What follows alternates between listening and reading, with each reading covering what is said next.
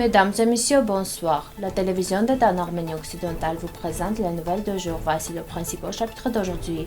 Sur la question des Arméniens d'Arménie occidentale. Enfant d'Arménie occidentale, Hacop Hacopian. En 1991, l'opération Aura contre les Arméniens a été immédiatement évaluée de manière adéquate, objective et directe par le Sénat américain.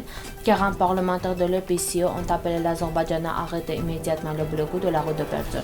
Cérémonie de commémoration des victimes du massacre de Dersim. La réserve de lac de Serre-50 atteint la limite critique. La non-régulation immédiate de la situation conduira à une catastrophe. Déclaration du ministre d'État d'Artsakh, soutenant la télévision d'Arménie occidentale. Les structures rattachées au gouvernement turc s'intéressent également au problème des Arméniens crypto-islamisés. Ceci est démontré par les données détaillées apparaissant de temps à autre dans la presse et les bulletins analytiques sur les lieux de résidence actuels des Arméniens convertis, leur nombre et le processus qui se déroule entre eux. L'historien turc Taner Akçam note que l'État turc a pris des mesures dès le début pour distinguer davantage les Arméniens qui se sont convertis à l'islam pendant le génocide. Et par exemple, les autorités compétentes ont été tenues de prendre des notes spéciales contre les noms des Arméniens dans les registres et remplir les passeports de manière à comprendre leur conversion. Dans ce contexte, notre nuance de la déclaration de Halatçoğlu mérite l'attention. Le falsificateur de l'histoire a annoncé qu'il avait les listes des Arméniens convertis qui ont été préparées méticuleusement. D'ailleurs, les autorités turques ont enregistré ces personnes en allant de maison en maison. La question acquiert un contexte plus intéressant également parce que Halatçoğlu a envie de mentionner la source spécifique. Naturellement, une question se pose si ces personnes étaient enregistrées par les autorités turques, cela aurait dû être fait par le biais d'agences d'État et de leurs fonctions assignées. Et l'une des options acceptées pour enregistrer les personnes est le recensement. On sait que le premier recensement a eu lieu à Constantinople en 1927, après quoi, à partir de 1935, il a été décidé de tenir un recensement tous les 5 ans. Cependant, dans les sources turques, nous trouvons des données qui prouvent que, par exemple, en 1935, des doubles recensements ont également été menés en Arménie occidentale occupée. Ainsi, les faits conservés dans les archives de la Grande Assemblée nationale de la Turquie prouvent que le 29 mai 1934, le Meclis turc a adopté la loi numéro 2465 qui prévoyait en 1935 procéder à un recensement. Cependant, il convient de noter qu'environ un mois plus tard, le même Meclis a adopté la loi 2576 sur le recensement de la population secrète qui est entrée en vigueur le 15 juin de la même année.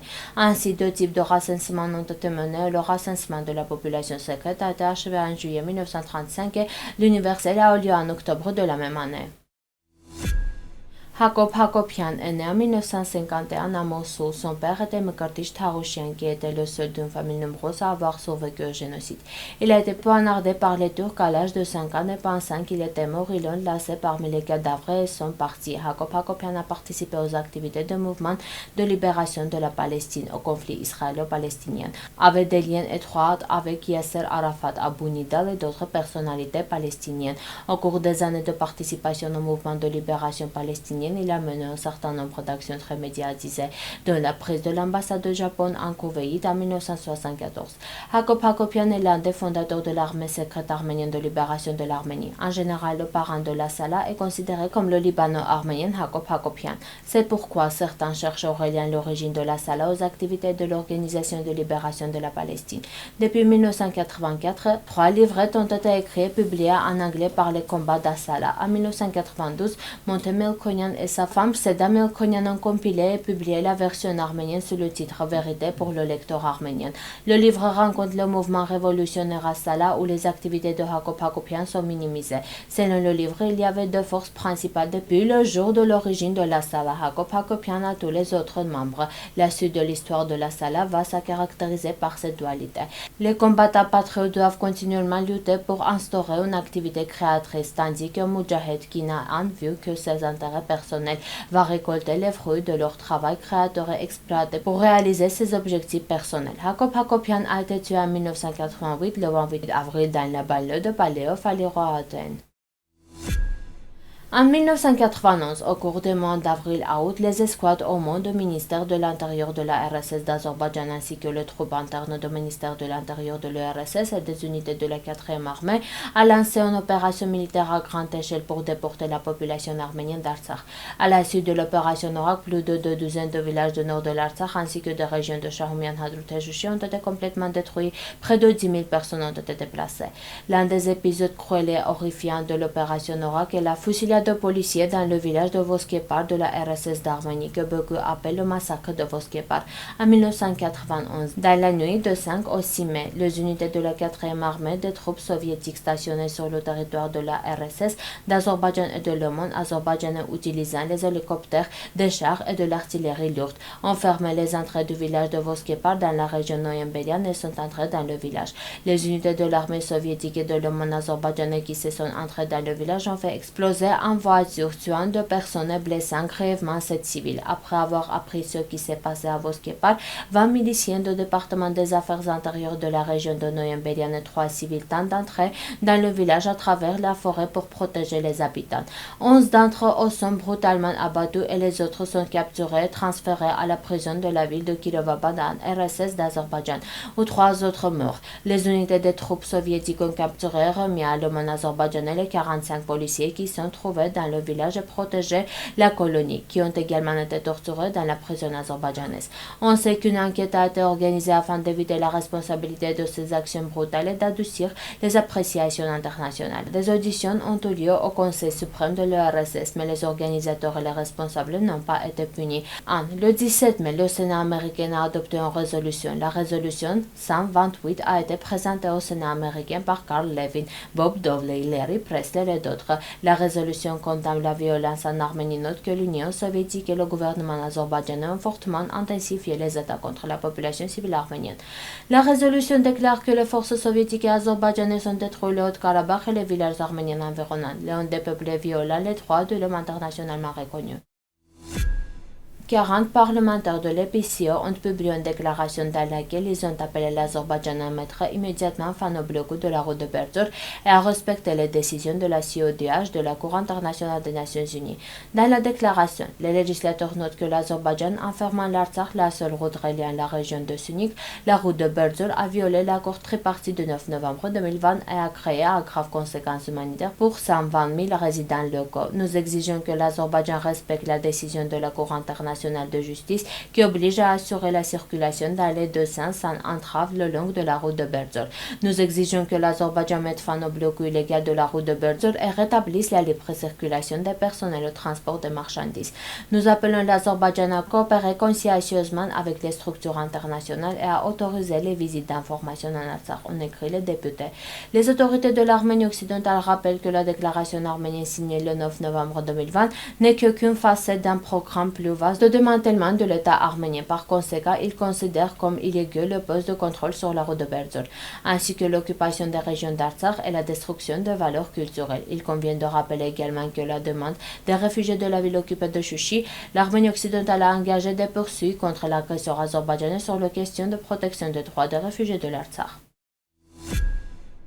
Dans le cadre de la commémoration des victimes du massacre de Dersim, la direction de la plateforme du travail et de la démocratie de Dersim a organisé un événement commémoratif dans le village de Yelesk de la province de Dersim, Kızılkilise, où des massacres ont également eu lieu.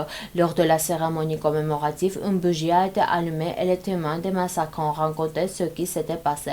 Turangul, un témoin oculaire du carnage, a déclaré: ils ont même emmené des enfants et bas âge dans les écoles et les ont tués. Une femme a été tuée et est tombée face contre terre sur l'enfant dans ses bras. L'enfant s'est étouffé et également mort. Un des témoins a parlé ainsi: merci d'avoir mentionné ce jour que nous appelons le jour noir. Pendant le massacre, 11 membres de ma famille ont été tués. Beaucoup ont été exilés. Cette mentalité meurtrière continue toujours. Dersim 1938 est la blessure de notre âme. Après les discours, les participants ont jeté des œillets dans la rivière à la mémoire des victimes et ont lu une prière pour le repos. La Fédération des associations de Dersim, la Fédération européenne des syndicats démocratiques de Dersim et le Centre de recherche de Dersim ont également organisé des cérémonies de commémoration dans diverses régions d'Arménie occidentale à la mémoire de dizaines de milliards d'innocents et ont lancé des appels aux autorités condamnant les génocides.